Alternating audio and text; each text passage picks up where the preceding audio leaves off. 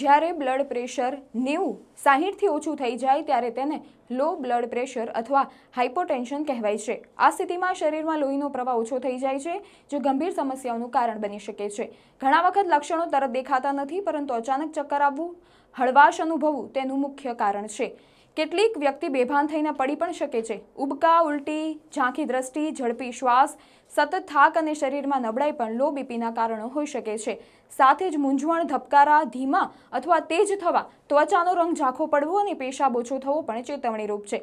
Low blood પ્રેશરના કારણોમાં અચાનક ઊભા થવું, નર્વસ સિસ્ટમ નબળી પડવી, હૃદય કે ફેફસાની સમસ્યાઓ, કેટલીક દવાઓની અસરો અને દારૂનું સેવન શામેલ છે।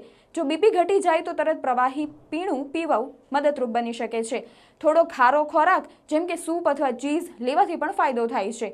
કોફી તાત્કાલિક રાહત આપી શકે છે। વિટામિન B12 માટે દાળ કે ચણા ખાવાથી શરીરને જરૂરી પોષણ મળે છે, જે લો બ્લડ પ્રેશરને કાબૂમાં રાખવામાં મદદરૂપ બને છે। તમારા શરીરના સંકેતોને અવગણશો નહીં।